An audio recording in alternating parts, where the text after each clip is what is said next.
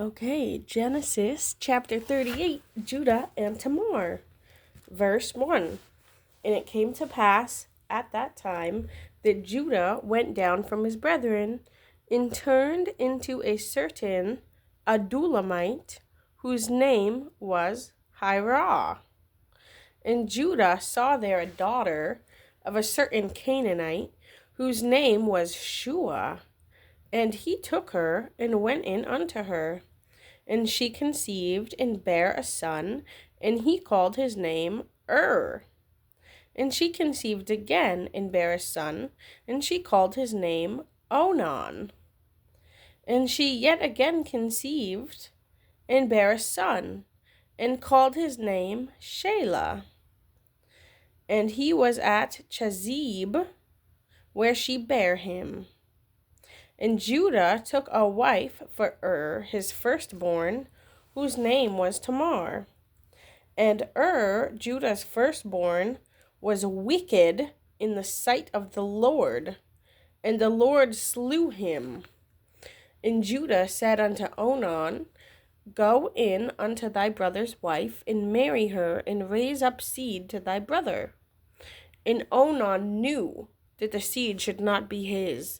And it came to pass, when he went in unto his brother's wife, that he spilled it on the ground, lest that he should give seed to his brother. And the thing which he did displeased the Lord, wherefore he slew him also. Then said Judah to Tamar his daughter-in-law, Remain a widow at thy father's house, till Shelah my son be grown. For he said, Lest peradventure he die also, as his brethren did. And Tamar went and dwelt in her father's house. And in process of time, the daughter of Shua, Judah's wife, died. And Judah was comforted, and went up unto his sheep shearers to Timnath, he and his friend Hirah the Adulamite. And it was told Tamar, saying, Behold, thy father-in-law goeth up to Timnah to shear his sheep. And she put her widow's garment off from her, and covered her with a veil, and wrapped herself, and sat in an open place, which is by the way to Timnath. For she saw that Shelah was grown, and she was not given unto him to wife. When Judah saw her, he thought her to be a harlot, because she had covered her face.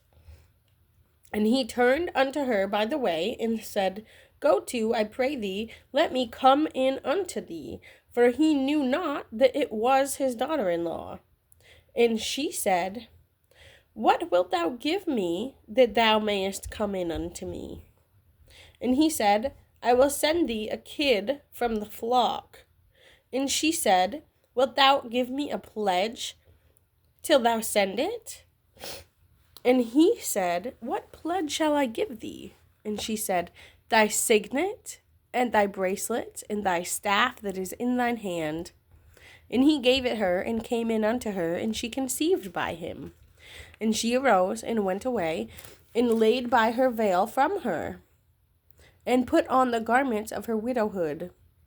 And Judah sent the kid by the hand of his friend, the Adulamite, to receive his pledge from the woman's hand, but he found her not. Then he asked the men of that place, saying, Where is the harlot that was openly by the wayside? And they said, There was no harlot in this place. And he returned to Judah and said, I cannot find her. And also the men of the place said that there was no harlot in this place. And Judah said, Let her take it to her, lest we be shamed. Behold, I sent this kid, and thou hast not found her. And it came to pass about 3 months after, that it was told Judah, saying, Tamar thy daughter-in-law hath played the harlot. And also, behold, she is with child by whoredom. And Judah said, Bring her forth, and let her be burnt. When she was brought forth, she sent to her father-in-law, saying, By the man whose these are, am I with child? And she said, Discern, I pray thee, whose are these? The signet, and bracelets and staff. And Judah acknowledged them and said, She hath been more righteous than I, because that I gave her not to Shelah my son. And he knew her again no more. And it came to pass in the time of her travail that, behold, twins were in her womb.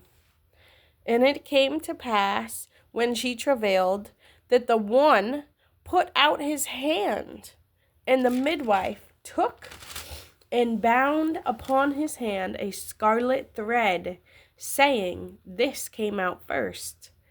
And it came to pass, as he drew back his hand, that, behold, his brother came out. And she said, How hast thou broken forth?